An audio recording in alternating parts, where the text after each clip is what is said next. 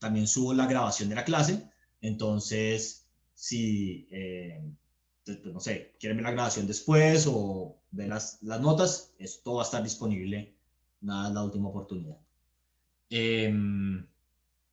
No sé qué más. ¿Preguntas? Creo que no, profe. Entonces, pues si no hay preguntas, arranquemos. Bueno, bienvenidos. Esta es Eco 4. Y entonces está dividida en dos grandes partes. La primera parte es equilibrio general, que digamos más o menos es como la mitad del semestre. Y la segunda parte va a ser teoría de juegos. Vamos a arrancar con esta primera, digamos, mitad del curso, que tiene que ver con equilibrio general. Entonces, ¿hay una pregunta?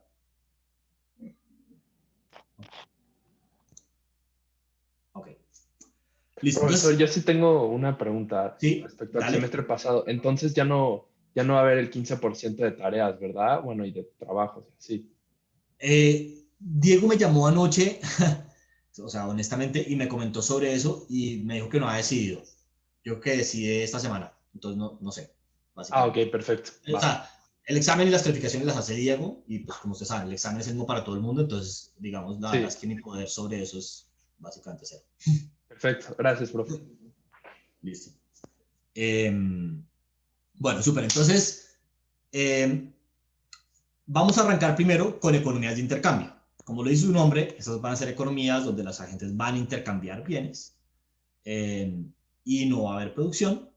Pero antes de ir con eso, pues me gusta arrancar con un ejemplo de motivación y después con un poco como historia del pensamiento de pues, cómo llegamos a lo que vamos a ver ahorita. ¿Listo? Entonces, voy a ponerlo acá. Lo que ustedes han visto hasta ahora, probablemente en las ecos anteriores, o sea, eco 1, 2 y 3, es, por un lado, teoría del consumidor, que se llama teoría de la decisión, que es, si ustedes recuerdan, es como hay un agente que tiene unas preferencias, es preferencia, se puede representar con una función de utilidad, y si yo maximizo la función de utilidad, me da la demanda marshalliana, y si maximizo el dual, me da la demanda hicksiana, y la variación compensada, y todas esas cosas que uno aprendía, y yo honestamente no me acuerdo, en ECO 1 al ECO 3, ¿sí o no? Y por otro lado, veían la teoría de la firma, que uno llegaba y decía, bueno, entonces la firma minimiza costos, sujeto pues, a una función de producción, o maximiza beneficios, y entonces eso me da pues, la demanda de insumos y la oferta y todo eso, ¿no? Y eso casi siempre lo han visto como por aparte. Y por aparte en dos niveles. Por un lado estaba pues, los consumidores y por otro lado las firmas. Entonces lo primero que vamos a hacer en esta clase, pues, o parte de lo que vamos a hacer en esta clase es juntarlos. Entonces, digamos, vamos a hablar de consumidores y de firmas interactuando. Y por otro lado, ustedes veían, digamos, cada mercado por aparte. Entonces uno decía, no, es que el consumidor pues está maximizando en este mercado o la firma está produciendo en este mercado. Pero en la vida real, los mercados están interconectados. Entonces, por ejemplo, pues ustedes pueden empezar el mercado del transporte. Entonces, está pues, diferentes medios de transporte, ¿no? Uber, metro, ecobici, carro, lo que sea. Y lo que pasa en un mercado afecta a las decisiones en el otro mercado. Entonces, por ejemplo, si sube el precio del Uber, eso va a cambiar mis decisiones en el mercado del metro, de la ecobici y del carro. O sea, si sube el precio del Uber, de pronto empiezo a montarme más en metro. O si más puedo tener un coche, entonces pues decido andar más en bicicleta o algo por el estilo. O, por ejemplo, uno puede pensar las decisiones de a qué sector trabajar, pues son afectadas no tanto por el salario del sector, digamos, en el que yo estoy, sino los demás sectores. Si yo decido trabajar en el sector público, pues depende del salario del sector público, pero también de cuál es el salario de las alternativas. Entonces, por ejemplo, en las consultoras o en la academia o algo por el estilo. Eh, y así, pues uno puede pensar en, no sé, en las frutas pueden ser complementos sustitutos, o por ejemplo, la cerveza y los tacos, pues yo los pienso como complementos. Entonces, si sube el precio de la cerveza, eso va a afectar mi consumo de tacos, o si los tacos cambian de precio, pues va a afectar mi consumo de cervezas, porque pues los sabrosos consumirlos en conjunto, no por aparte. Entonces, lo que vamos a hacer en esta clase, digamos, o en esta primera mitad del curso es juntar varios mercados y también juntar consumidores con productores para ver cuál sería el equilibrio total de la economía y no solamente en un mercado con, por el lado de los consumidores o en un mercado por el lado de los productores. Vamos a juntar todo. Entonces, para arrancar con un ejemplo así como motivacional, pensemos, por ejemplo, en dos frutas, manzanas y plátanos. Y pues como ustedes veían antes en las ecos, pues pensamos que estos bienes, por un lado, son sustitutos. O sea, yo puedo sustituir consumo de manzanas con plátanos y viceversa. Y por otro lado, pues cada uno de estos mercados tiene su curva de oferta y su curva de demanda normal. ¿Listo? Entonces, pensemos que tenemos estos dos mercados. Y pensemos que hay, no sé, un cambio en la manera de producir manzanas que hace que el mercado se vuelva más eficiente o algo por el estilo. Entonces, es como un cambio exógeno en la curva de oferta que hace que la curva de oferta de las manzanas se expanda y se mueva así. ¿Listo? Entonces, lo que ustedes han visto en Eco 3, básicamente, era un poco como, bueno, entonces yo tengo este equilibrio, donde tengo esta cantidad y este precio, y ahora digamos que se curva esa curva de oferta, tengo este nuevo equilibrio, donde pues digamos, cambia la cantidad consumida y cambia el precio. ¿Estamos de acuerdo o no? Sí. Sí. Y ustedes pueden haber analizado eso que hacía con la, no sé, el excedente total, el del consumidor, el del productor, la variación compensada, bueno, un poco de cosas. Entonces ahora pensemos, dado que las manzanas y los bananos son sustitutos, ¿qué haría este cambio en el mercado de los bananos? Que disminuya el consumo de bananas. O sea, mueve la curva de demanda, la contrae o no. Porque ahora yo básicamente, pues como consumo más manzanas, la sustituyo por bananos. Y entonces diría que la curva de demanda se moviera así o no. ¿Estamos de acuerdo? Sí. Sí. Y entonces, ese es, digamos, lo que tengo acá, es el paso 2. Y entonces eso hace que el equilibrio pase acá y cambie la cantidad consumida y caiga el precio de los bananos, ¿sí o no? Y entonces, esa caída del precio de los bananos, ¿qué haría en el mercado de las manzanas? Que disminuya la cantidad de demandada de manzanas. Exacto, porque ahora pues hay como un sustituto llamado bananos a un menor precio, ¿no? Entonces, eso haría a su vez que la cantidad de, o la demanda se moviera así. ¿Estamos de acuerdo? Sí. Y entonces, igual que antes, eso pues va a llevar a un nuevo equilibrio.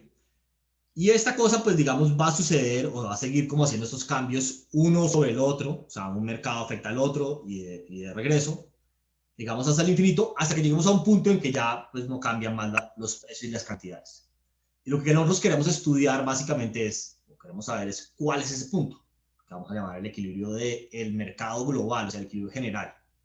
Y por eso es que la teoría se llama equilibrio general. Lo que queremos estudiar es, bueno, dependiendo si los bienes son sustitutos o complementos, qué pasa con el equilibrio, cuál sería pues el resultado, si ese resultado es mejor o peor, a quién pues, al final le da más exceso de demanda, más excedente, a quién le da menos, etcétera, etcétera, etcétera. Entonces, digamos, las preguntas que vamos a estar como enfocados en el curso son esas, como qué pasa en todos los mercados cuando yo cambio una cosita en un mercado. ¿Cuál es el nuevo equilibrio? ¿Quién está mejor? ¿Quién está peor? ¿A quién le toca más? ¿A quién le toca menos? ¿Listo? Sí. Listo. Ahora, obviamente ustedes podrían haber hecho este mismo ejercicio con qué pasa si las manzanas y los plátanos son complementos. Entonces, solamente como para devolverme, para que pensemos en esto un segundo. Si son complementos y yo muevo la curva de oferta de los manzanas, la expando un poco, ¿qué pasaría con la curva de los bananos? ¿Aumenta su demanda? Aumenta la demanda porque son complementos. Como ahora yo demando más cantidad, ¿no? De bananos, pues, y a un menor precio, entonces aumenta mi demanda exógenamente. Y pues de ahí siguen todos los cambios y queremos saber, pues quisiéramos saber qué es lo que pasa al final. Listo. Muy bien, entonces ahora, antes de arrancar, digamos, con la matemática, a mí me gusta hacer así como 15 minutos o menos tal vez, simplemente como de historia del pensamiento económico, para que vean un poco como de dónde viene todo lo que vamos a hacer el resto del curso. Entonces, tanto como de la motivación, tanto que se tiene histórica como la que sigue teniéndose hoy día, como pues quién fue el que inventó diferentes partes de todo esto. Entonces, uno puede pensar que el padre de todo esto, del equilibrio general, como lo vemos hoy día, es León Balrás. Obviamente, precursora de eso, pues está Adam Smith y Ricardo, como siempre, pero como se ve el equilibrio general hoy día, realmente el padre es León Balrás. ¿Por qué es? Por una cantidad, pues por una serie de razones. La primera que tiene que ver con que fue la primera persona que introdujo las matemáticas como realmente una herramienta poderosa o prominente en la economía. Antes de eso, la economía realmente era una fiesta, digamos, más filosófica, donde los argumentos se hacían con palabras. Y él fue el que llegó y dijo, bueno, es más fácil hacer argumentos lógicos con una representación matemática del mundo. Esto tiene unas ventajas y unas desventajas. Pues, por un lado, las ventajas es que uno a veces tiene que simplificar las cosas para que la matemática, digamos, haga sentido. Pero por otro, ayuda a que los argumentos que hacemos los economistas hasta el día de hoy, pues tienen una lógica, digamos, formal, bastante estructurada, porque sigue la lógica matemática. Entonces, un argumento es A implica B, B implica C, y entonces por ende A implica C. Eso, digamos, en palabras es fácil llegar a argumentos como circulares. Con matemáticas eso es muy difícil. Los argumentos, digamos, de los economistas suelen ser muy estructurados por eso. Obviamente eso tiene pues unas desventajas, pero esa, digamos, pensamos lo que es la gran ventaja.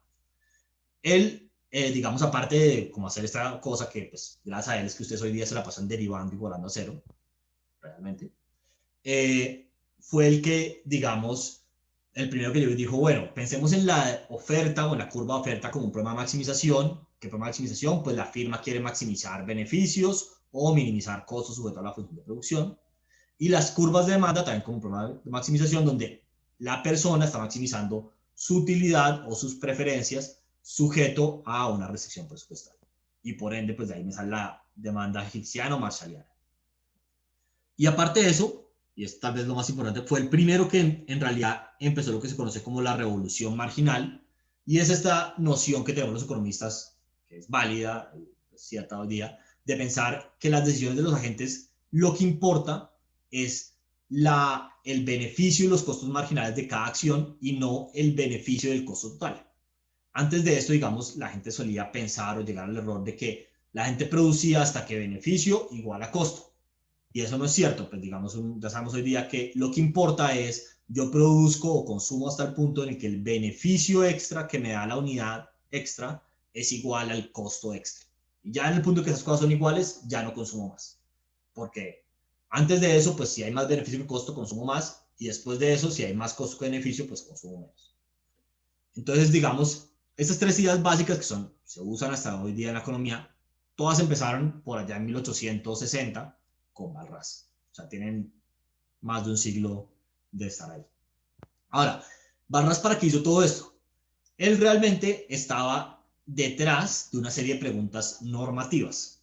La palabra normativa lo que quiere decir es que son preguntas como, digamos, subjetivas, que dependen del punto de vista de la persona que se la hace. Entonces, digamos, él lo que quería saber es si una economía de mercado era buena o no. Esa era la pregunta principal que él quería saber. ¿Es una economía de mercado buena? ¿Sí o no? ¿Hay un sistema de repartición de recursos o de organizar el sistema productivo de una economía que sea mejor? Esa es la pregunta que él quería hacer. Ahora, ¿qué quiere decir bueno o mejor? Pues ahí es donde está la parte normativa. Eso depende del punto de vista de cada persona o de su marco, digamos, ético. Pero él se dio cuenta que para responder a las preguntas, primero tenía que arrancar por preguntas, digamos, positivas, o sea, que son objetivas, no dependen del marco ético de una persona. Y él empezó preguntándose, bueno, entonces, ¿hay un equilibrio en la economía? ¿Este equilibrio único? ¿Cuáles son las propiedades de este equilibrio? Entonces, en el curso, siguiendo esta misma lógica de él, vamos a estar mucho tiempo dedicándole a esas preguntas positivas, o sea, ¿hay un equilibrio? ¿Cuáles son las propiedades del equilibrio? Pero el objetivo siempre detrás es esta pregunta normativa, y ¿es la economía de mercado buena? ¿Sí o no? Y digamos, si es buena, ¿hay equilibrios que son mejores que otros? O sea, hay como cosas que éticamente uno podría preferir o no. Entonces recuerden que ese siempre es como el objetivo verdadero, aunque le gastemos mucho tiempo a, digamos, esas preguntas positivas. Pero es que esas preguntas positivas son como un medio para llegar a este fin último, que son las preguntas como más normativas y filosóficas. ¿Listo? Aparte de eso, él hizo pues un avance bien importante, que es lo que se conoce como la ley de Balrás. Y la ley de Balrás es una cosa que vamos a, digamos, después a ver matemáticamente muy formal, pero lo que dice en palabras más o palabras menos, es que la suma de los excesos de demanda en todos los mercados siempre es igual a cero. Y a mí me gusta que pensemos en esto como el análogo tal vez más sencillo de esto es pensar en el comercio internacional. Entonces piensa en el exceso de demanda de un país como su déficit comercial. Entonces básicamente, si un país tiene un exceso de demanda es porque lo que consume del resto del mundo es más que lo que le vende al resto del mundo. Entonces tiene más demanda que oferta y por ende tiene un déficit comercial negativo. ¿Estamos de acuerdo hasta ahí o no? Sí. Sí. Sí, prof. Listo. Entonces, si yo sumo estos excesos de demanda o déficits comerciales de todos los países del mundo, ¿a cuánto tienen que sumar? 0. A cero, porque digamos, si sumamos que hay dos países en el mundo nomás, si un país tiene un exceso de demanda, o sea, vende más, compra más de fuera del mundo de lo que vende, pues es porque el otro país le está vendiendo ese extra o no. Entonces el otro país tiene un exceso de oferta o un déficit o una demanda, exceso de demanda negativo o un déficit comercial positivo, como lo quieran ver. Y la suma de esas dos cosas tiene que ser exactamente cero. ¿Por qué? Porque el mundo, o sea, el planeta Tierra como un todo es una economía cerrada. Los países cambian entre sí, pero no pueden cambiar con países o pues con planetas afuera, o pues, al sol de hoy no pueden cambiar con otros planetas. Eso hace que la suma de los déficits comerciales sea cero. Y es una consecuencia de la ley de Barras, lo que pasa es que aplica, digamos, a niveles más pequeños, y eso hace que, pues, digamos, la suma de excesos de demanda sea cero. ¿Hasta ahí vamos de acuerdo o no? Sí. Sí, De todo. acuerdo. Sí. Listo. Entonces, después de Barras, vino Pareto, Wilfrido Pareto, que era un estudiante de Barras y si se dan cuenta no era mucho más viejo. O sea, uno nació en el 34 y otro en el 48, o sea, 12 años más viejo. Y Barras, pues digamos, construyó sobre construido, disculpen, Pareto construyó sobre construido de Barras. Entonces llegó y dijo, ok, lo primero que todo es que vamos a abandonar las funciones de utilidad, o esta noción del utilitarismo. Y vamos a enfocarnos en las preferencias de los agentes. Entonces, ¿por qué hizo eso? Pues básicamente porque, como ustedes deben saber de ECO3, comparar útiles no tiene sentido. ¿Cuántos son 10 útiles contra 5 útiles? Ni idea. ¿O cuántos son 10 felicipuntos contra 5 felicipuntos? No sabemos. Entonces dijo, no, esa función de utilidad como en sí sola no tiene sentido, enfoquémonos en las preferencias. Y arrancó de las preferencias y él fue el que, digamos, hizo toda esta parte de, bueno, si yo tengo unas preferencias, las puedo representar como una función de utilidad, bajo qué condiciones sí, bajo qué condiciones no.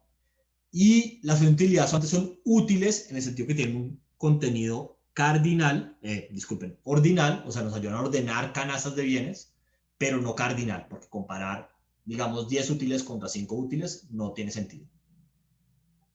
Eso lo vieron ustedes seguramente en ECO3. ¿Estamos de acuerdo o no? Sí. Sí, prof. Listo. Y aparte de eso, y tal vez la contribución de Pareto, es lo que se conoce como algo que es un óptimo de Pareto o algo que es eficiente en el sentido de Pareto, y es la noción básica, digamos, de lo mínimo que debe alcanzar una economía que nosotros vamos a utilizar, y pues los economistas usan de aquí para siempre, para que algo sea bueno. Ahora, y después lo vamos a ver ahorita un poco más, esto es lo mínimo, no quiere decir que sea lo máximo que podemos hacer los economistas, como lo mínimo que debería tener una asignación buena, más no quiere decir que sea lo único que debería cumplir. ¿Qué es esta noción de óptimo de Pareto? Pues básicamente es algo es un óptimo de Pareto si no hay un almuerzo gratis. O sea, si yo no puedo mejorar a la gente sin empeorar a nadie. Entonces, si yo llego a un punto donde yo para mejorar a alguien tengo que empeorar a otra persona, ya eso es un óptimo de Pareto. Si no estoy en ese punto, eso quiere decir que yo puedo mejorar a alguien sin empeorar a los demás, o sea, como que todavía hay algo gratis que yo puedo como extraer de la economía. Entonces, esa es la noción de óptimo de Pareto que se utiliza mucho hasta el día de hoy. Entonces, viene de aquí, es como un concepto de más de 150 años. Y no mucho tiempo después vino Edgeworth, que es el que introdujo las curvas de indiferencia, que ustedes seguramente han utilizado mucho antes, y se preguntó a dónde llevaría un intercambio voluntario, o sea, básicamente como una economía de mercado. y fue el que respondió, digamos, o logró responder primero esas primeras preguntas que se hizo Walras de si hay un mercado, si hay un equilibrio, si el equilibrio es único, cuáles son las propiedades, bajo una economía de intercambio. Entonces, digamos, fue solamente hasta como 2 personas después que las preguntas originales que se hizo Walras se pudieron responder. Y esto, pues obviamente este tipo se murió en 1926, pero digamos dejó de hacer avances en 1800 algo. La economía, digamos, o esta parte de la economía se quedó quieta y dormida durante muchos años, no hubo ningún avance. Hasta los 50, donde llegaron 3 economistas muy famosos, que son Arrow, Debreu y McKinsey, y lo que hicieron ellos fue que cogieron, digamos, todo esto que habían hecho estos economistas, pero pues, más de un siglo antes, y lo plantearon en matemática moderna. Y probaron que siempre hay un equilibrio, o pues bajo qué condiciones existe un equilibrio, y cuáles son las, digamos, las propiedades de ese equilibrio. En particular mostraron que los equilibrios son Pareto eficientes, eso después lo vamos a ver con más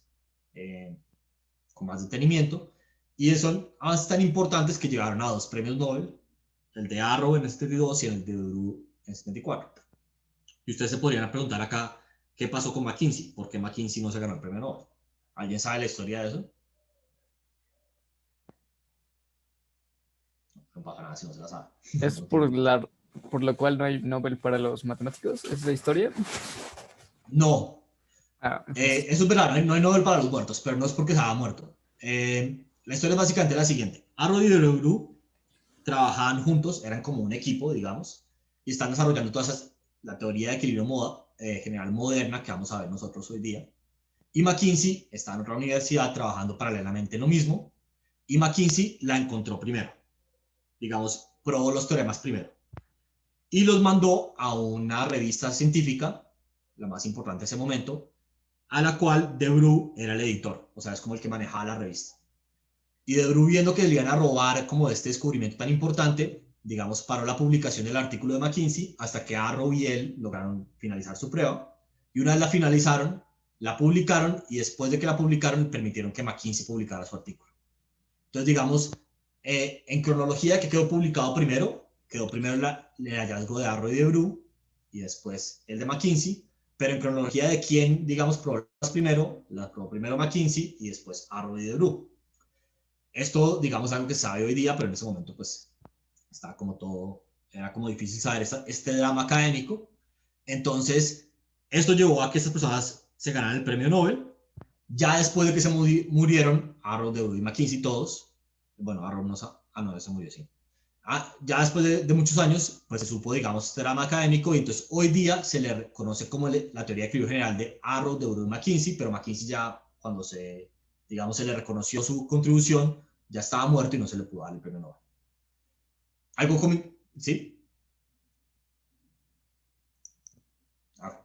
Algo interesante de esta historia es que McKinsey fue el director o el asesor de tesis de doctorado de Alejandro Fernández. Entonces, digamos, es una historia relativamente cercana al ITAM. Y si algún día quieren así como hablar con Alejandro de algún tema, este es un buen rompehielos. Bueno, y esa es la historia así como en 10 minutos de la historia del pensamiento de equilibrio general. ¿Preguntas hasta acá? Todo bien, profe. Todo bien, profe. Listo. Entonces ahora sí entremos como en materia. Entonces, como les dije, lo que primero que vamos a ver son economías de intercambio. ¿Qué quiere decir que son economías de intercambio? Básicamente no va a haber dinero y precios, donde como en la vida real yo llego y cuando trato de comprar algo, entrego pesos mexicanos, me dan un bien a cambio, y cuando yo vendo algo, mi fuerza laboral, me dan dinero a cambio, y digamos, este dinero es como el medio de cambio entre todo, ¿no? Sino que va a haber intercambio. Entonces, si yo quiero comprar algo, pues como que tengo que entregar otro bien a cambio. Entonces, vamos a intercambiar bienes. También quiere decir que no hay producción. Entonces, por el momento no va a haber firmas, simplemente va a haber como cosas en el mundo, la gente va a arrancar con una dotación inicial de las cosas y las van a intercambiar. Y la idea es ver hasta dónde podemos llegar con eso. Ya cuando lleguemos como al máximo que podemos lograr con eso, vamos a meterle precios. Que hace que la cosa sea un poquito más en sí, pues digamos, vamos como a avanzar un poquito más, pero es más fácil arrancar conceptualmente con solo intercambio. Una advertencia sobre la clase es que una notación matemática que es intimidante, pero no es muy difícil en la vida real. Es una cuestión como de seguir la notación con mucho cuidado. ¿Listo? Entonces no se deben intimidar por la notación, que se ve difícil, pero en realidad la matemática que está utilizada en el curso es bien, bien sencilla. Casi siempre más sencilla que, digamos, la que usaron en ECO 3, aunque se vea más difícil. Entonces no se dejen intimidar por la matemática. Ese es mi gran consejo. Listo. Entonces, las preguntas que nos vamos a hacer son las preguntas normativas de las que hablamos antes, que es, en una economía de intercambio, ¿cómo se distribuyen los bienes entre los agentes? ¿Qué incentivos tienen los agentes para intercambiar? ¿Qué instituciones van a mediar esos intercambios? Y si hay un nivel, o sea, un intercambio que haga que todo el mundo esté tranquilo, o sea, como satisfecho, y nadie tiene incentivos a desviarse. Cuando todo el mundo esté tranquilo y satisfecho, y nadie se quiera mover de ahí, eso es un equilibrio. De bien la palabra equilibrio, es como yo estoy satisfecho, no me quiero mover, y si eso es verdad para todos los agentes de la economía, entonces pues es un equilibrio porque nadie quiere moverse de ese punto. Y una vez encontremos ese punto, vamos a preguntarnos si es único, si es estable, o sea, básicamente si con pequeñas desviaciones la gente vuelve al punto o no, y si es eficiente. ¿Eficiente qué quiere decir? Pues si es eficiente en el sentido de Pareto. Entonces, aquí hay una notación matemática. Entonces, vamos a arrancar con una economía que va a tener un conjunto de consumidores, que vamos a llamar como esta I itálica, y vamos a decir que hay I consumidor 1, el consumidor 2, el consumidor 3, hasta I mayúscula. ¿Listo? Y vamos a decir que en esta economía hay L bienes, el bien 1, el bien 2, hasta el bien L mayúscula, y ese conjunto de bienes pues es la L itálica. ¿Listo? Entonces hay consumidores y hay bienes. Estos consumidores, cada uno de ellos va a tener una función de utilidad, que vamos a llamar UI. ¿Listo? Esa función de utilidad pues va a representar sus preferencias, no clásicas, bien comportadas, no vamos a meterle nada raro. Los consumidores van a tener, pues digamos, esta función de utilidad que le entra la canasta que los consumidores consumen, que vamos a llamar XY. ¿Listo? Y ese XY pertenece a los reales o al espacio vectorial de los reales L mayúscula positivos. ¿Por qué? Porque XY va a ser un vector, digamos así, de L entradas que me va a decir la persona ahí cuánto consume del bien 1, cuánto consume del bien 2, cuánto consume del bien 3, hasta cuánto consume el bien L mayúsculo. Y las cantidades que consume no pueden ser negativas, entonces pueden ser 0 o positivas. ¿Estamos hasta ahí todos de acuerdo o no? Sí, prof. Sí, de acuerdo. Listo. Aparte de lo que los bienes, la gente va a consumir al final, digamos estos X, los consumidores van a tener una dotación inicial, que vamos a llamar WI. Esa dotación inicial pertenece al mismo espacio vectorial. ¿Por qué? Pues porque me va a decir, igual que en lo otro, cuánto tiene la persona ahí del bien 1, cuánto tiene la persona ahí del bien 2, hasta cuánto tiene la persona ahí del bien L. Y tampoco puedo tener notaciones negativas. O sea, o yo tengo 0 del bien originalmente o tengo una cantidad positiva. ¿Listo? Sí. Ahora, estas dos cosas, o sea, la función de utilidad y la dotación inicial, van a caracterizar totalmente al consumidor. O sea, un consumidor es diferente de otro en la medida en que tiene preferencias diferentes, o más bien se distingue de otro consumidor en la medida que tiene preferencias diferentes y o dotaciones diferentes. Si dos consumidores tienen las mismas preferencias y las mismas canastas iniciales, desde el punto de vista del mercado son la misma persona. ¿Estamos de acuerdo o no? Sí. Listo.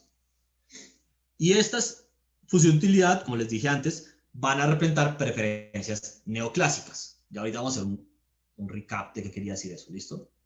Pero en resumen lo que quiere decir es que son preferencias bien comportadas. O sea, yo prefiero más que menos y pues son transitivas y todas esas cosas. Y convexas y demás. ¿Listo? Entonces, ¿Hasta aquí hay preguntas? Todo No. bien, profe. Pues como les decía, aquí lo que me parece a mí es que a veces la gente se asusta porque ve como este, ¿no?, espacio vectorial y yo qué vas a ver, y si leen los libros de texto, pues jamás están escritos con espacio vectorial y mucha notación, pero básicamente, cuando uno, pues como que le echa cabeza un rato, no es tan complicado. Tengo una función de utilidad como siempre, tengo unos X que me dice cuánto consume cada persona de cada bien, tengo unos W que me dice cuánto tiene la gente originalmente de cada bien, y ya. Entonces,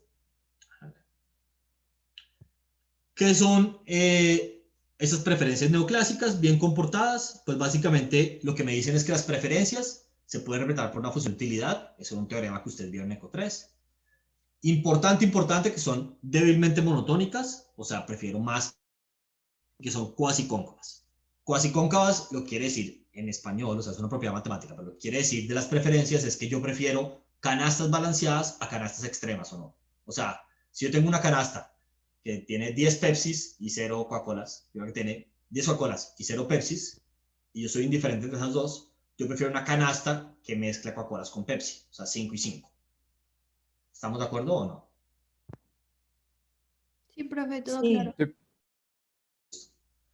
Ahora, eso tiene unas consecuencias. La más importante de todo es que las funciones de utilidad son ordinales y no cardinales.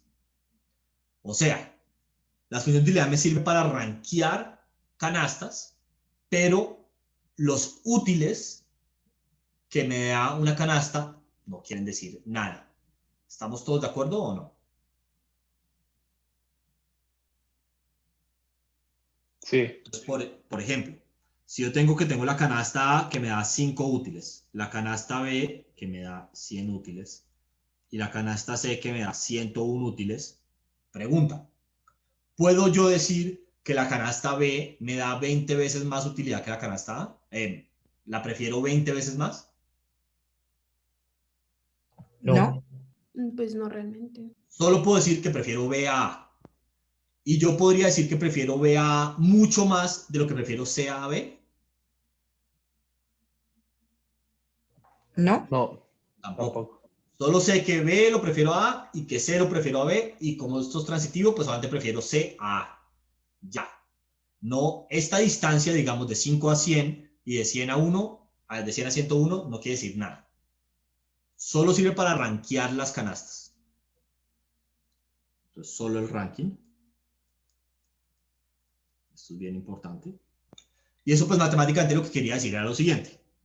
Si yo prefiero, y este símbolo de acá que seguro usan en Eco 3, que es como un mayor, pero como con curvita, que quiere decir prefiero, si X es preferido a Y para el individuo Y, o sea, Y prefiere consumir X a consumir Y, lo que quería decir eso en la utilidad es que la utilidad de X es mayor que la utilidad de Y. Ya, o sea, lo ranqueo. ¿Listo? Y entonces eso tenía unas consecuencias. Y es, por ejemplo, si tengo una función creciente, cualquiera, no importa cuál sea, lo que pasa matemáticamente es que cuando yo compongo las funciones, f de la utilidad de X es mayor que f de la utilidad de Y. ¿Estamos de acuerdo o no? Por una propiedad matemática, nada que ver con economía. Sí. Listo.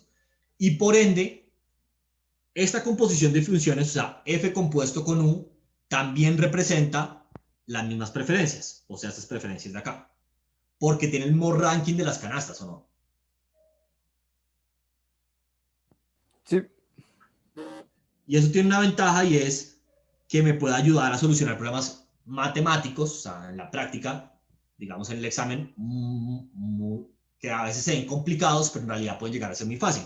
Por ejemplo, si tuviera una función de utilidad que fuera x a la 16 más 52. ¿Cómo podría utilizar esta propiedad para llegar a un problema que es como más fácil de solucionar?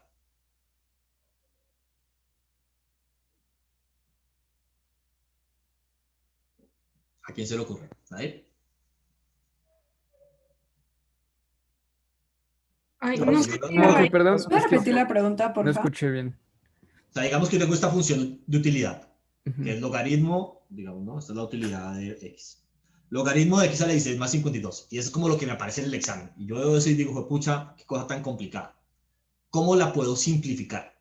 Transformación O monótona. sea, la vuelves, o sea, por ejemplo, le aplicas la exponencial Exacto, y entonces ya lo te primero queda es que le sola y puedo se aplicar, respeta el orden después. ¿sí o no? Ujú. Y esto de acá representa las mismas preferencias, ¿o no?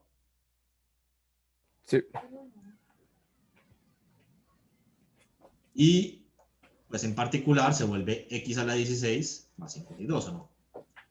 Y esta me la puedo simplificar más, ¿o no?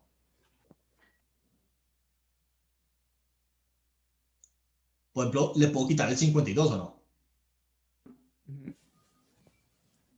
¿No? Sí, no. O no sé qué ¿Por quieres qué hacer. no? Pues también tendríamos que hacerlo en el lado de u de x, ¿no? E elevado a la u de x. No, porque Pero es que está vamos sin paso por modelos. paso. A ver si estamos de acuerdo. Ujú. Esto acá representa más preferencias que esto acá, ¿o no? Sí. Listo. Entonces ahora cojamos este de acá. Yo a ver si esto es verdad o no. Esto de acá, digamos ahora lo que está en azul, representan las más preferencias que, o sea, las dos cosas que están en azul representan las más preferencias. ¿Sí o no? Ah, sí, ¿no? Porque se mantiene el ranking, el orden. Exacto. Y entonces x a la 16 representa las más preferencias que el logaritmo de x a la 16 más 52, ¿o no? Sí. ¿Y yo qué le puedo hacer a x a la 16 para simplificarlo más todavía? Pues le reducimos el Elevarla a la 1 exponente, sobre ¿no? 16. Sacarle la raíz 16 ¿o no? Sí. Y entonces x, esta función de utilidad, representa las mismas preferencias que logaritmo de x a la 16 más 52.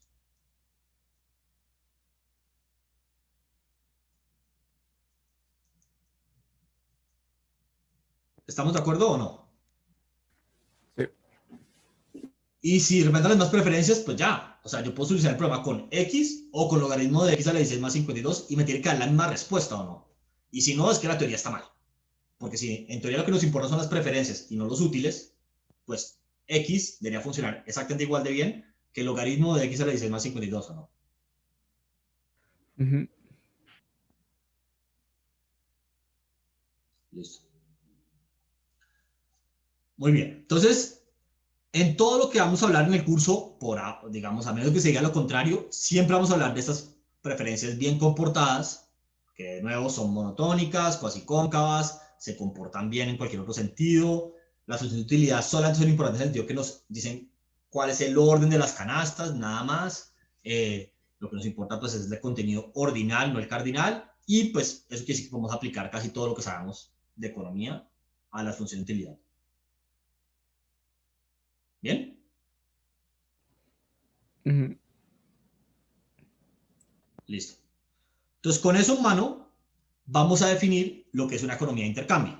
Entonces, esa definición se ve complicada, pero de nuevo en palabras no es muy complicada. Así, una economía de intercambio básicamente es un conjunto de agentes, este es el conjunto de agentes, o de consumidores, que recuerden que era el consumidor 1, el consumidor 2, hasta el consumidor I mayúscula. Y para cada consumidor, pues vamos a tener lo que lo caracteriza. ¿Qué lo caracterizaba? Sus preferencias o su función de utilidad y su dotación inicial. Entonces, básicamente, una economía es agentes con pues, lo que caracteriza a los agentes, que son sus preferencias y sus dotaciones. ¿Listo? Sí. Bien.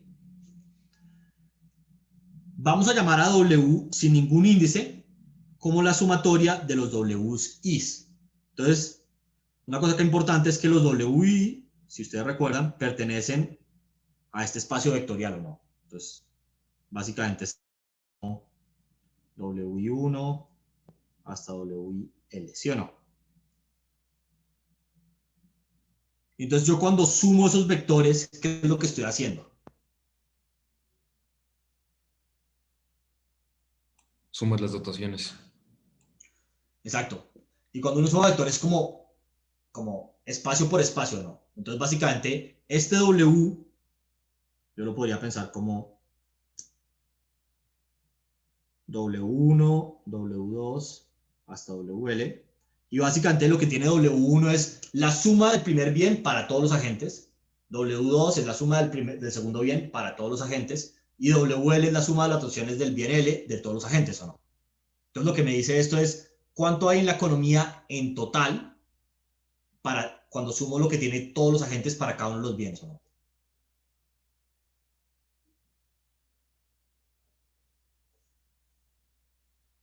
O sea, es cuántos bienes hay en total en la economía. No cuántos bienes, porque cuántos bienes es como cuántos bienes diferentes, o sea, digamos, para como que hablemos en un lenguaje. En esta clase lo que quiere decir eso es cuántos como productos diferentes hay, que hay L. Lo que tiene W es cuánto hay de cada producto. Entonces, W1 es cuánto hay del producto 1. W2 es cuánto hay en total del producto 2 y así. ¿Estamos de acuerdo? Ok. Listo. ¿Alguien? Este es un buen momento para si tienen dudas, porque esto es como, aunque puede ser, suenen sencillos, como el bloque constructor de todo lo que vamos a ver de aquí en adelante. Entonces, si pierden la anotación acá, el resto de la clase les va a parecer japonés. Yo lo veo Una como duda. ambas compañeras. Ah, no, perdón. O sea, nada más es que entonces W es como cuánto producto o dotación hay del producto uno o del producto 2 y todo eso. Y los productos son las L, ¿no? Exactamente. O sea, entonces, digamos, hablemos como en concreto. Supongamos que hay una economía que tiene dos bienes. ¿Listo? Tacos y cerveza. Entonces, digamos que el taco es el producto 1. Entonces, W1 me va a decir, si todos tenemos una dotación inicial de tacos, es cuánto es la suma de los tacos de todos los agentes que hay en la economía. Digamos que la economía es la clase. Es la suma de todos los tacos que tenemos, todos los de la clase. Y W2 es la suma de las cervezas de todos los que tenemos, de todos los que hay en la clase. Gracias. ¿Alguien tenía otra pregunta? Yo, prof, perdón. La Dale. verdad, ahorita tal vez suena un poco tonta la pregunta, pero me confundí un poco. O sea, si estamos sumando y decimos, por ejemplo, hay 5 tacos y 5 cervezas, ¿podemos decir que W es igual a 10 o no se pueden No, sumar esos dos? no, en ese caso, digamos, sería W, sería 5,5. O sea, 5 tacos y 5 cervezas. Así. Que eso podría estar repartido, digamos, entre todos los de la clase, digamos, que son los agentes de la economía. Podría ser que hay 5 personas, cada una con un taco, y de pronto yo tengo las 5 cervezas y todos los demás tienen 0. Entonces, cuando sumamos lo de todo el mundo, hay 5 tacos en total y 5 cervezas en total. Ok, gracias. Ah, a mí lo que me sirvió, a lo mejor le sirve a la compañera. Imagínate que W es una lista y cada individuo en la economía tiene una W lista de cosas que consume, Exacto. W1, W2. Y entonces la W grande o la W que es la sumatoria, es la suma de todas las listas de todos los consumidores. Exactamente. Tal cual. Así es. Ok, ok. Muchísimas gracias, Gonzalo. De nada. Muy bien. Me encanta que sea la compañera. Suena como si estuviéramos en una revolución socialista de los 50. Listo. Entonces, eso es W. Ahora, también hay X sin índice. ¿Listo? Y ese X sin índice es, pues, X1, X2 hasta XY. Entonces, este X lo que está marcando es el conjunto de lo que consume cada una de las personas, o la asignación. Entonces, esta palabra allocation, en los libros, si usted tiene un libro de micro en español, siempre se traduce como asignación. Entonces, uno habla de una asignación de recursos. Entonces, una asignación de recursos X es cuánto consume la persona 1, cuánto consume la persona 2, hasta cuánto consume la persona I mayúscula. Cada uno de esos, cuánto consume cada persona, o sea, X, Y, es una lista. O sea, entonces, cuánto consume la persona I del bien 1, cuánto consume la persona I del bien 2, cuánto consume la persona I del bien 3, hasta el bien L. Entonces, es un conjunto de listas, cuánto consume la persona 1, cuánto la persona 2 y así. Por ende, esta X, ¿en qué espacio vectorial vive? Y No, porque cada persona tiene una lista de L y tenemos I personas.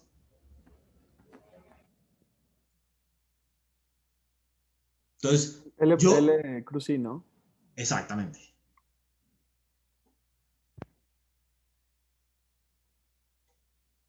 Porque entonces, de nuevo, piensen, esto es, yo tengo la persona 1 y tengo cuánto consume cada uno de los bienes. Entonces tengo L entradas. Después tengo la persona 2, cuánto consume de cada uno de los bienes. Entonces yo tengo L más L entradas.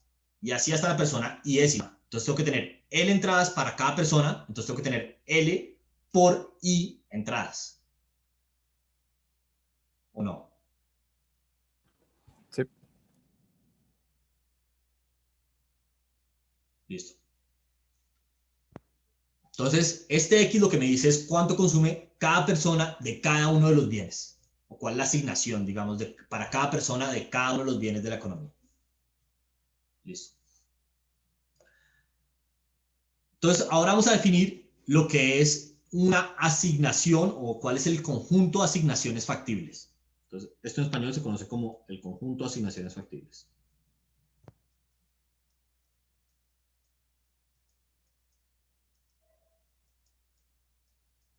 Y como lo dice su nombre, básicamente es, o sea, el ejercicio conceptual que vamos a hacer, ahorita la definición matemática es, supongamos que llega un dictador o un planificador central, coge la dotación inicial de todo el mundo, ¿listo? Entonces va a cada persona y le dice, debe todo lo que usted tenga de todos los bienes. Y eso se le dice a todo el mundo, ¿listo? Entonces al final él tiene guardado en su bodega todo lo que hay del bien 1, todo lo que hay del bien 2, todo lo que hay del bien 3 y así. Y se pregunta, ¿cómo puedo repartir esto yo entre las personas? Entonces, es el conjunto de asignaciones factibles. Es, yo cojo, recupero todo lo que tiene todo el mundo, lo guardo y después veo cómo lo puedo repartir. Entonces, todas las posibles reparticiones que yo pueda hacer es lo que es factible en la economía. Entonces, ¿qué es eso en la vida real? Pues es todos los X, recuerden que X es un vector que me dice cuánto consume la persona 1, la persona 2, tal que cuando yo sumo todo lo que consumen las personas, es igual a la dotación. Entonces, esto acá, recuerden que es algo como si fuera 1 hasta L. Y entonces esto es como cuánto se consume del bien 1 en total entre todos los agentes. Después, cuánto se consume el del bien 2 en total entre todos los agentes. Hasta cuánto se consume el bien L en total entre todos los agentes. Y eso tiene que ser igual a W1 hasta WL. O sea, a cuánto hay en total del bien 1 hasta cuánto hay en total hasta el bien L. Entonces, esto es como es una igualdad entre vectores, es la entrada 1 tiene que ser igual a la entrada 1, la entrada 2 igual a la entrada 2 y la entrada lésima a igual a la entrada lésima. ¿Estamos de acuerdo o no?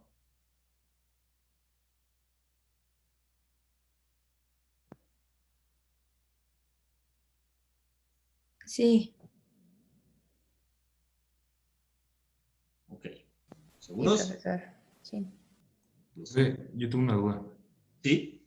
Esto de que el consumo de todas las personas sea igual a la dotación, ¿se cumple por monotonía? No, esto es una definición, todavía no sabemos si se cumple o no, pero simplemente es, vamos a llamar lo que es factible en la economía, de nuevo, o sea, como el ejercicio mental es, llega un dictador, coge todo lo que hay de todo el mundo y se pregunta cómo lo puedo repartir. Entonces, como lo va a repartir todo lo que hay originalmente, pues la suma de lo que le di a todo el mundo tiene que ser igual a la dotación, la suma de las dotaciones iniciales, ¿o no? Y así para cada uno de los vectores. Pero aquí todavía no sabemos, o sea, digamos, no hay intercambio entre los agentes todavía ni nada, sino el ejercicio mental es un dictador, cogió lo de todo el mundo y lo repartió. Entonces, sería, o sea, digamos, es como una definición de qué es lo que puede hacer este dictador. O sea, se gastan todos los recursos que se tienen, ¿no? Porque Se gasta todo. Pero, o sea, por un lado, la igualdad lo que dice, se gasta todos los recursos, pero también dice, yo no estoy creando cosas de la nada, o sea, esto no puede ser mayor, ¿no? Como que no creo nada de la nada. Y Prof. no es menor también, porque entonces gasto todo lo que tengo. Prof, justo por ahí va mi pregunta. O sea, aquí no, en este modelo no puede pasar que no se consuman todos los bienes de la economía. Sí, No puede pasar. Y ahorita vamos a ver, o sea, ya entiendo por dónde iba tu punto. Efectivamente, este es el punto que nos va a importar al final por monotonía, porque en una economía real, si hay monotonía, pues no tendría sentido, digamos que, como guardar recursos en la bodega. Ok, Ni para el dictador ni en el intercambio. sí. Gracias, prof. Listo. Entonces, este es el conjunto de cosas factibles. ¿Hasta ahí todos vamos con la cosa o no? Ya se va a poner más interesante, lo juro. Listo. Entonces ahora lo siguiente que vamos a hacer es definir un óptimo de Pareto o algo que sea eficiente en el sentido de Pareto. Entonces, la definición en matemática, digamos entre palabras y matemáticas, es la siguiente. Vamos a tener una economía, listo, y vamos a decir que una asignación de recursos, X, que es factible, o sea, no, básicamente no me estoy creando nada, o sea, no estoy consumiendo más de lo que hay en la economía, listo, entonces es factible, es Pareto eficiente, a veces esto también se le llama óptimo de Pareto. Las dos cosas son sinónimos. O sea, decir que algo es eficiente en el sentido de Pareto o que algo es un óptimo de Pareto son sinónimos. A veces se habla de lo uno, a veces de lo otro, pero es la misma cosa, ¿listo? Entonces, vamos a decir que una asignación es un óptimo de Pareto o es eficiente en el sentido de Pareto. Sí, primero, es factible, que está escrito acá, ¿no? ¿Listo? Y dos, no existe otra asignación factible, X gorrito, tal que todos los agentes estén mejor o igual con gorrito que con X, y al menos una persona, la va a llamar Y estrellita, esté estrictamente mejor. Entonces, de nuevo, algo es un óptimo de Pareto, sí, no existe otra cosa, otra asignación de recursos factible, tal que todo el mundo esté igual o mejor y una persona esté estrictamente mejor. Una manera de decir esto en español es, algo es un óptimo de Pareto si no hay ganancias gratis en la economía. ¿Qué quiere decir con gratis? Bueno, pues yo puedo mejorar a una persona sin empeorar a los demás.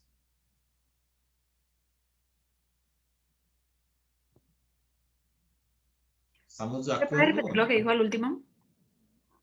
Sí, otra manera de decir esta misma definición es, no hay ganancias gratis. ¿Qué quiere decir con gratis? Es, pues básicamente como si hubiera una manera de mejorar a alguien, una persona cualquiera, no importa quién, sin empeorar a los demás. Entonces es como poder mejorar la asignación, pues digamos, de la sociedad como un todo sin ningún costo. Entonces, si yo puedo hacer eso, pues digamos, el punto en el que estoy no es óptimo de Pareto. Si no lo puedo hacer, entonces es un óptimo de Pareto.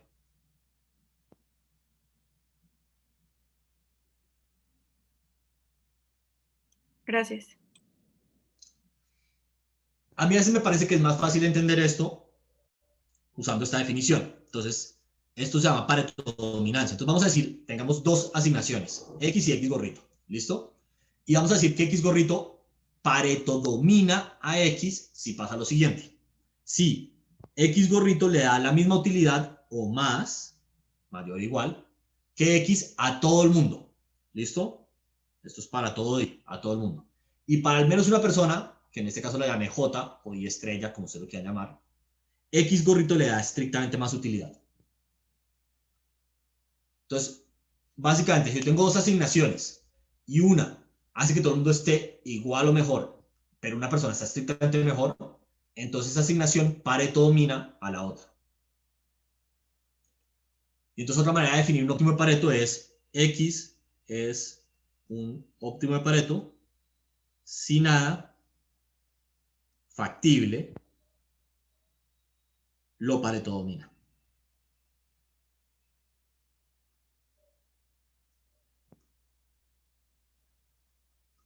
Es otra manera de definir un óptimo de Pareto. Tal vez como en español, o pues bueno, a mí a veces me parece más sencillo, no sé. Entonces veamos unos ejemplos sencillos. Supongamos una economía bien sencilla. Digamos cuánta gente hay en la clase. A ver, miro acá en el chat. Hay 61 personas conectadas, ¿listo? Entonces digamos que hay una economía donde I pues va de 1 hasta 63. O sea, hay 63 personas, ¿listo? Voy a decir que hay un solo bien que es dinero. ¿Listo? Y voy a decir que W, la asignación de ese dinero, son 6.300 pesos. ¿Listo? Sí. Y voy a suponer que todos ustedes tienen preferencias normales sobre el dinero, o sea, les gusta más dinero que menos. ¿Listo? Sí, está bien. Ok, entonces ahora pensemos en las siguientes asignaciones. ¿Creen ustedes que una asignación donde, digamos, Mauricio, o sea, yo, se queda con 3.000, todo el dinero y todo el mundo con cero? ¿Listo? Este es Mauricio. ¿Es esa asignación un óptimo de Pareto? No, no. ¿Por qué no? No, ¿Qué lo Pareto domina? Sí sería, ¿no? Porque no podríamos mejorar a los demás sin quitarle al otro. Exactamente. Para mejorar a alguien, me tenía que quitar un peso a mí o no, mínimo. Sí, Y entonces me empeorarían a mí o no. sí, mejoraríamos. Entonces, esto es un óptimo de Pareto. ¿Quién no le queda eso como súper claro?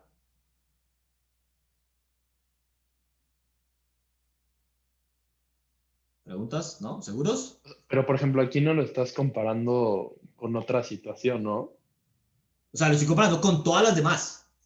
Pero todas las demás situaciones, o sea, toda la repartición de dinero me deja peor a mí o no. Sí. Entonces ya, si me fueras a mí, ya no, nada lo puede Pareto dominar o no. Porque para que algo lo Pareto domine, yo tengo que estar igual o mejor. Ah, ok, ya. Sí, sí tiene sentido. Listo. Pensemos en otra. Voy a llamarla Y. ¿Listo? Esta va a ser una donde todo el mundo tiene 1.000 pesos. Entonces, todas las personas del curso tienen 1.000 pesos. ¿Ese es tu un óptimo de Pareto?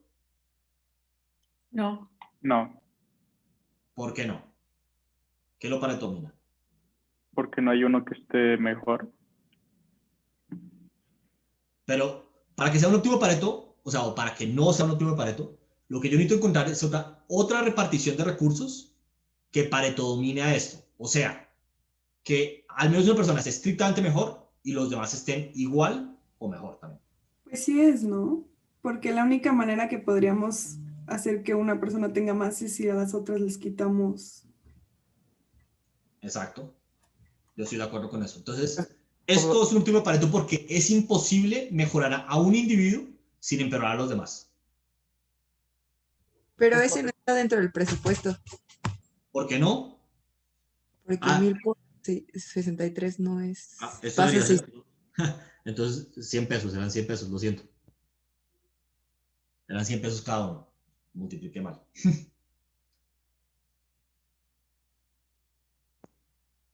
O sea, el punto es que, o sea, se reparta toda la cantidad.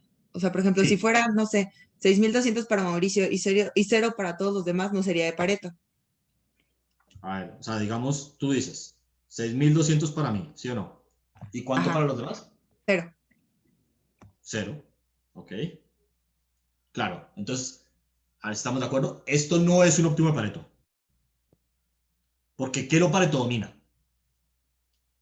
6.300 para ti o 100 para alguien más también. Claro, entonces lo Pareto domina o X o, por ejemplo, también lo Pareto domina pues varias cosas, ¿no? Pero, por ejemplo, 6.300 y puros ceros. O también 6.200 y 100 y puros ceros. O también 6.200 y ¿cuánto le tocaría a cada uno?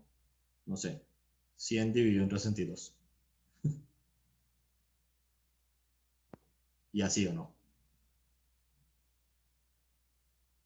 Todas las cosas Pareto dominan a esta asignación o no.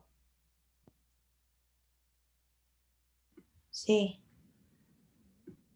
profesor, ¿Sí? o sea, es por eso que decía que, o sea, que la suma de las dotaciones tiene que ser igual a como a lo que consume, ¿no? Y cada vez que sí se agoten esas dotaciones, va a ser, o sea, Pareto eficiente.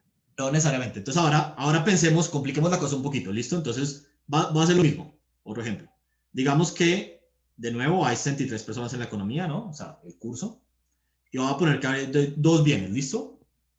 Entonces, unos van a ser iPhones y los otros van a ser Samsung. O sea, celulares, ¿no? Y entonces, yo voy a coger y voy a crear una X, o sea, una asignación de recursos. Bueno, y digamos que la asignación es que hay 22 iPhones y 21, no, tiene que haber más, ¿no? 32 y 31. Digamos que estos son los iPhones y estos son los Samsung. ¿Listo? O sea, en total, al principio del mundo hay 32 y 31. Y yo voy a coger y voy a crear un X que va a ser como una repartición aleatoria. O sea, aleatoriamente a la mitad de ustedes les voy a dar iPhones y a la otra mitad le voy a dar Samsungs. ¿Listo? Intuitivamente, ¿ustedes creen que eso es un óptimo de Pareto? ¿Sí o no?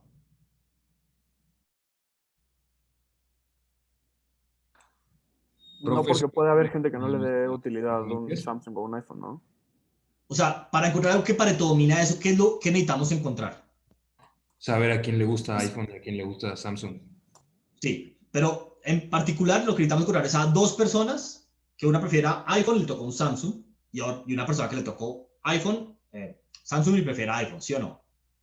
Y esas dos personas se intercambian, ambos están mejor y los demás están iguales, ¿o no? Pues sí, en ese caso sí. Entonces, intuitivamente, el óptimo de Pareto en esta economía sería que a los que prefieren iPhone les toque iPhone y a los que prefieren Samsung les toque Samsung, ¿o no? Pues sí. Pero puede haber varios óptimos de Pareto. Supongamos un ejemplo en el cual, digamos que 40 personas prefieren iPhone y 23 prefieren Samsung. ¿Listo?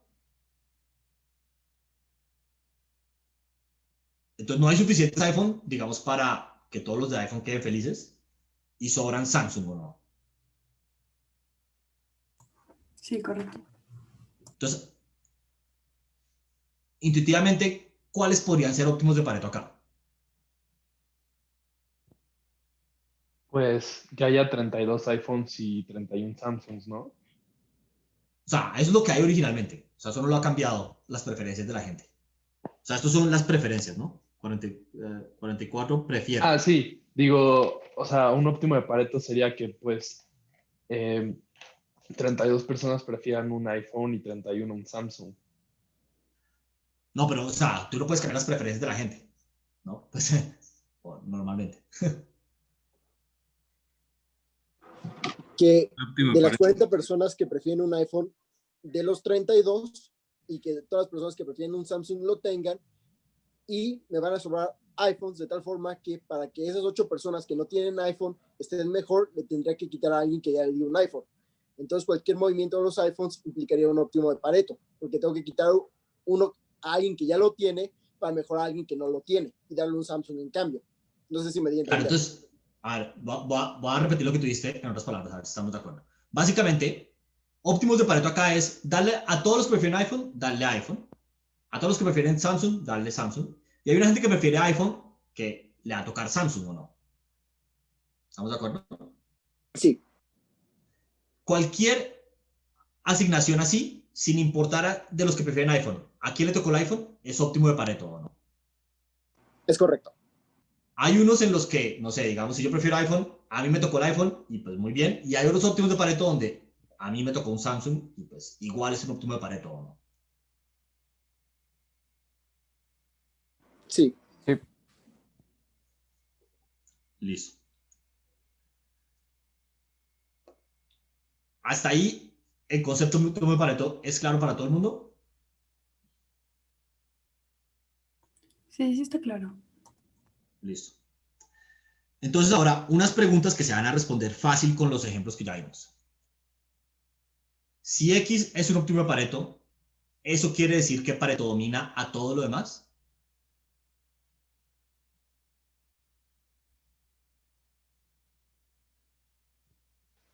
No, porque puede haber más óptimos de Pareto.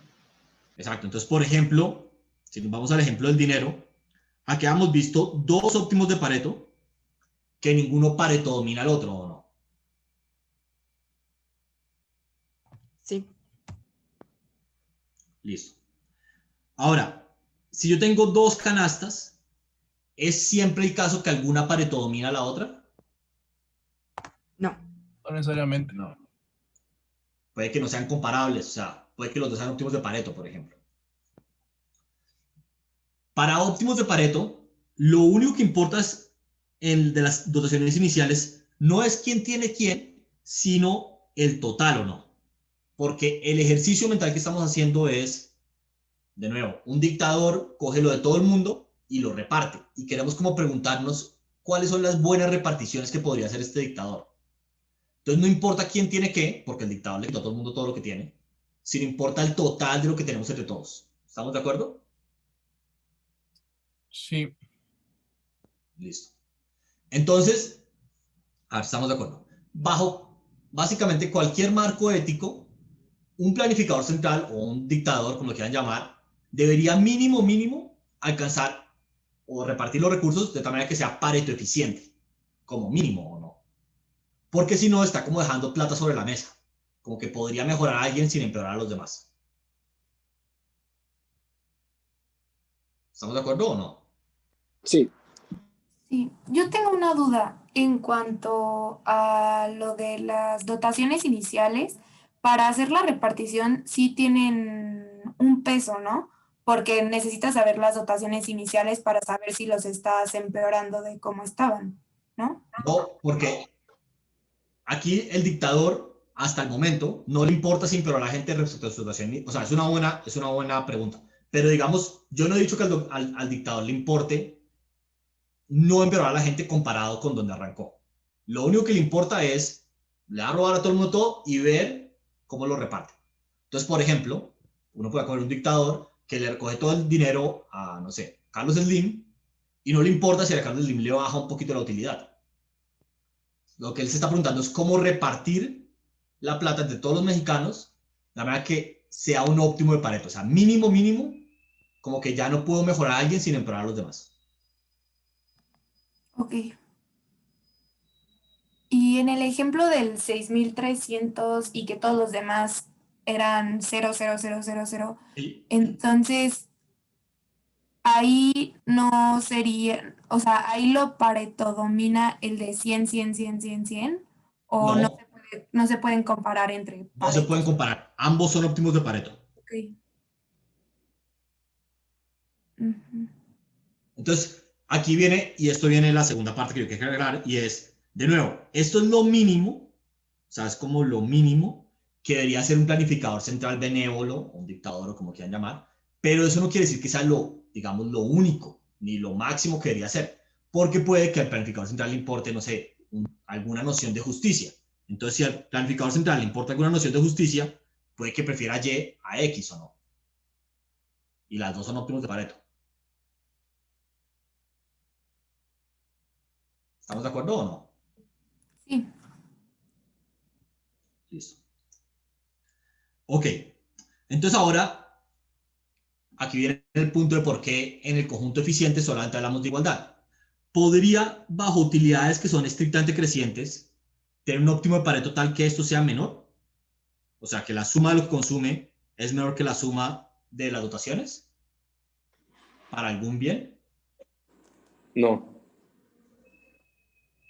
Porque si no, yo cogería lo que sobra, se lo doy a cualquier persona y esa persona está mejor y los demás están iguales o no. Sí, profe. Listo. Entonces, por eso es que siempre vamos a estar enfocados en puntos donde esto es igual. O sea, la respuesta es no, ¿no? Y por si acaso, si leen algún libro de texto, el conjunto de los puntos Pareto eficientes o óptimos de Pareto se conoce como la curva de contrato. Eso no es muy bueno que lo sepan de memoria, pero si salen en un libro y hablan de la curva de contrato, ya saben que la curva de contrato son los óptimos de Pareto. ¿Listo?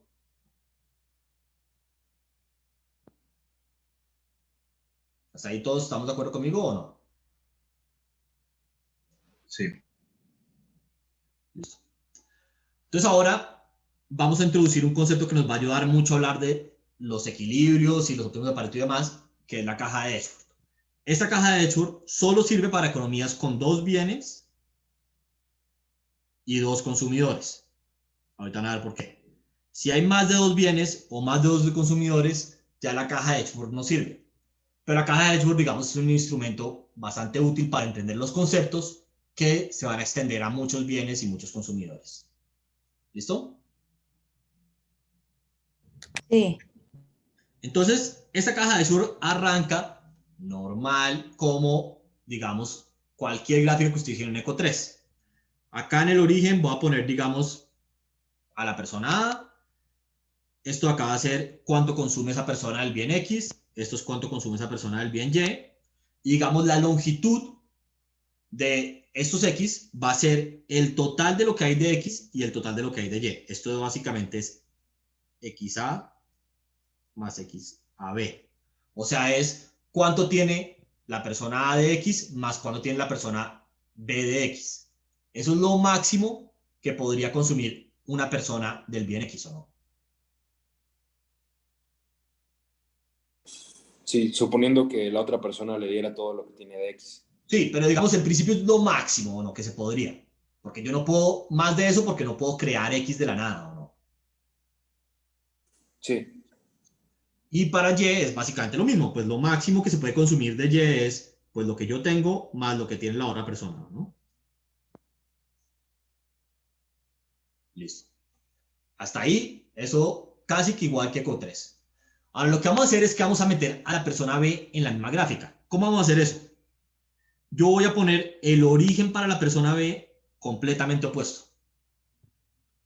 Entonces, la persona A, su consumo en X crece para acá. Entonces por acá crece el consumo de A de X. Y acá, en el eje Y, crece para arriba el consumo de A de Y. Y la persona B la vamos a poner como en contraprestación. Entonces, lo que quiere decir eso es que el consumo de la persona B de X crece pero en la dirección opuesta.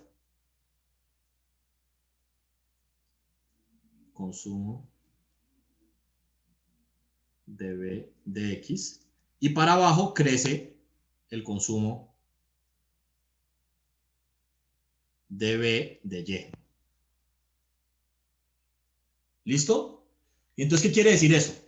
Si yo estoy parado en este punto de acá, en el punto rojo, ¿cómo están consumiendo las personas? ¿Cuánto consume A y cuánto consume B? A consume todo y B no consume. Exacto. Entonces, A, todo de ambos bienes.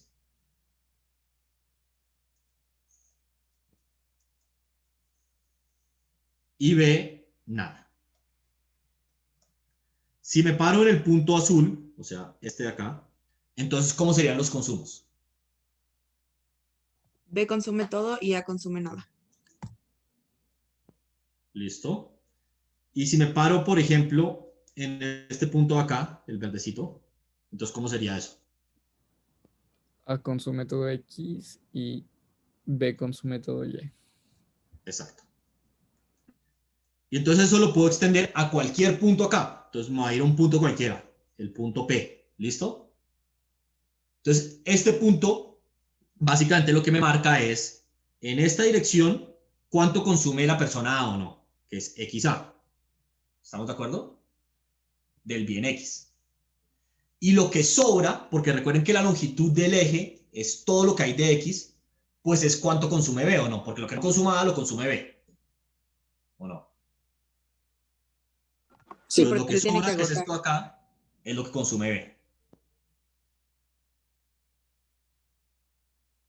Y este WX es igual a XA más XB. ¿Estamos de acuerdo o no? Sí. Y lo mismo pasa, aplica para Y, entonces este WY es YA más YB. Entonces, si se dan cuenta, esta caja de Joule lo que nos ayuda a pintar es todas las asignaciones factibles de esta economía, porque lo que se hace es coger el total del bien X, el total del bien Y, y todos los puntos de esta caja, incluido el borde, me dicen todas las posibles reparticiones que yo puedo hacer de los dos bienes o no, entre las dos personas.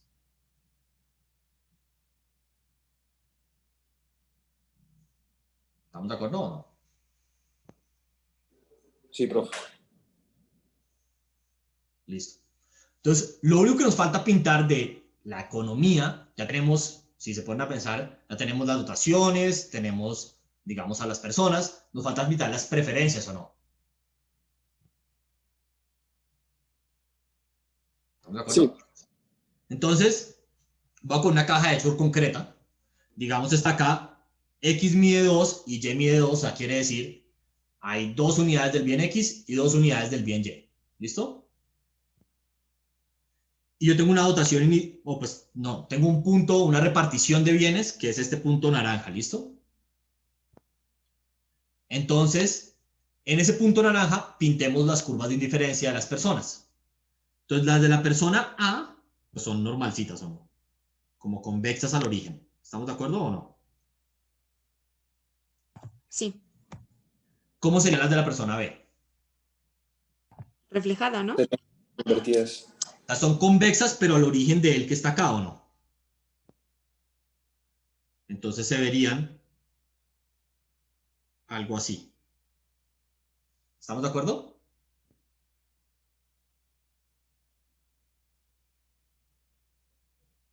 Pausa. ¿Hay alguien para el cual esto no esté súper mega claro?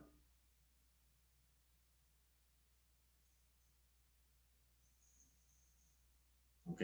Entonces acá tengo una grafiquita más bonita que había hecho en el computador antes de este punto. Entonces, si este es el punto original, pensemos que esto es X, o sea, una repartición cualquiera. Asignación. Una pregunta, ¿ese es un óptimo de Pareto? Sí. No. A ver, ¿quién dijo que no? ¿Por qué no, Gonzalo? No fui yo quien lo dijo. Ah, no, entonces no sé Fui quién yo, Ferran. Bueno, pues yo digo que no porque, por ejemplo, en la función de utilidad de la persona A, sabemos, pues, por monotonía y cosas con cavidad, que arriba de esa curva hay un espacio donde estaría mejor. Y también lo mismo para la persona B. Entonces, esa especie de ojo que se hace ahí entre esos Entonces, dos a ver, sería un si espacio. estamos de acuerdo, si yo cojo un punto por acá, digamos, en ese punto, la utilidad de la persona A sería esta o no. Que es más alto o no. Sí. Sí. Y la de la persona B, digamos, podría ser algo así o no.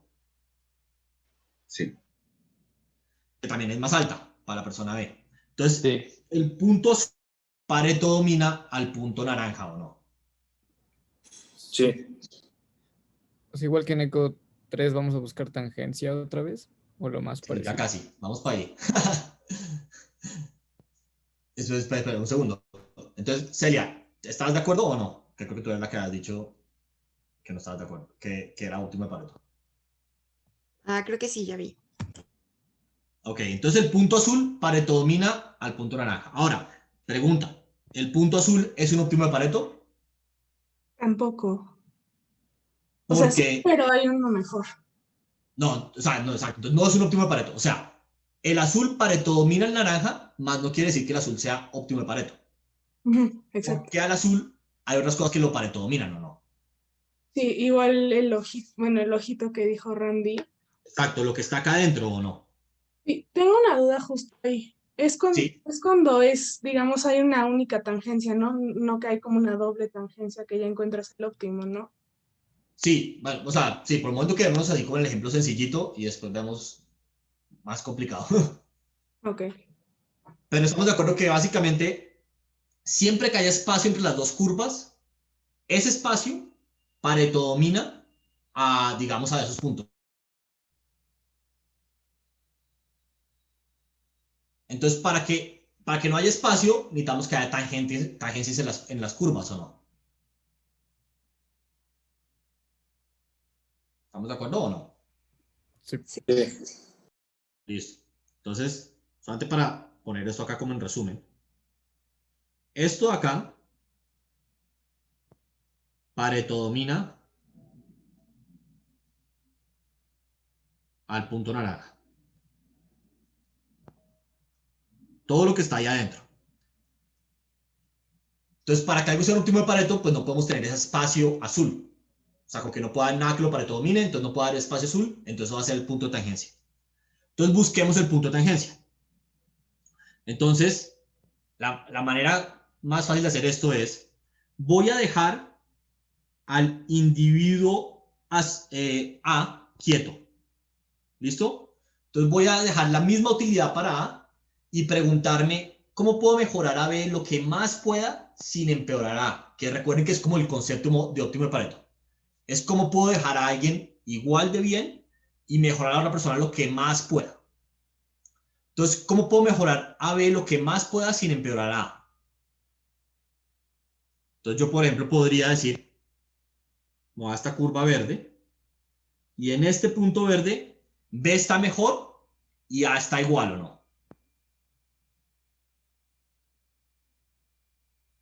Sí. Pero todavía puedo mejorar más o no. A B sin empeorar a A. Entonces me puedo ir, por ejemplo, ahora a este punto o no.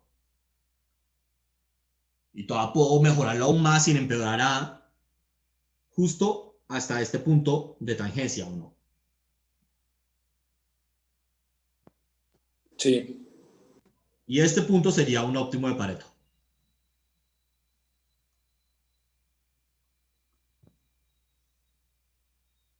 ¿Estamos de acuerdo o no? Sí. Ahora, este nivel de utilidad de la persona que yo arranqué es arbitrario o no. Yo, por ejemplo, podría haber hecho la pregunta, digamos, un poco opuesta. Creo que necesito hacer como más de estos dibujos, pero no sé cómo. Y es, lo voy a hacer acá. Esto en teoría es lo mismo que lo que está dibujado allá. Y es, ahora voy a dejar a la persona B quieta y voy a mejorar a A lo que más pueda sin empeorar a B. ¿Listo? Entonces, igual que antes, yo podría, digamos, ir a este punto, a esta curva, y en este punto B está igual y A está mejor, ¿o no? Sí. Y pues, no sé, podría ir a este de acá, y lo mismo, pero el punto en el que ya lo puedo mejorar, ya no puedo mejorar a A más sin empeorar a B, es este, ¿o no? Y entonces, este punto también es óptimo de Pareto, ¿o no?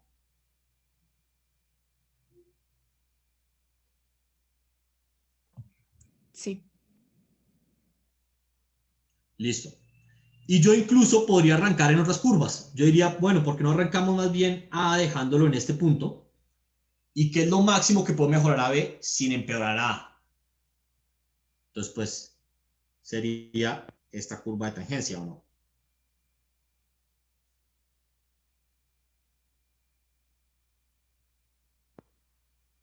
¿Estamos de acuerdo? Sí. Y entonces, el conjunto de todos esos puntos donde ya no puedo mejorar a alguien sin empeorar a nadie más, es esta línea azul.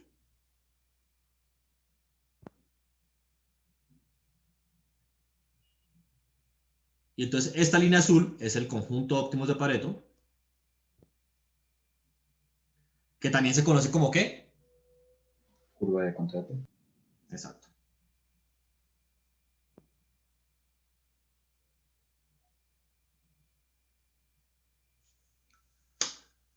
Entonces, solamente como para recapitular. Lo que nos permite la caja de Edgeworth es ver todas las asignaciones factibles. Y una vez ponemos las preferencias, o digamos pintamos preferencias en esa caja de Edgeworth, eso nos ayuda a encontrar los óptimos de Pareto. Hasta el momento no hemos hablado de intercambio, simplemente hay un planificador central o un dictador que toma todo lo de todo el mundo de la economía y se pregunta cómo lo puede repartir. Y nosotros, digamos, bajo un marco ético básico, decimos lo mínimo que tiene que hacer esta persona, este planificador, es estar en la curva azul. Porque si no, habría como un almuerzo gratis o estaría dejando como dinero sobre la mesa. Porque podría mejorar a alguien sin empeorar a nadie más, ¿o no? solo sobre la curva azul, ya no puede mejorar a nadie sin empeorar a los demás. Pero todos los puntos sobre la curva azul son óptimos de Pareto, ¿o no? Sí. Listo. Y acabo de ver que son las... Sí. ¿Esa curva tiene que ir de 0 a 0 y pasar por el punto que encontramos? ¿O cómo se crea? O sea, bueno, depende de las preferencias, básicamente. En general, sí va a pasar por ambos ceros, o sea, digamos como el cero de abajo y el cero de arriba. Pero cómo se comporta en la mitad, eso va a depender completamente de las preferencias. Y pues ahorita vamos a ver muchos ejemplos de cómo se podría ver, ¿no? No se preocupe. Esto no es el fin de esto.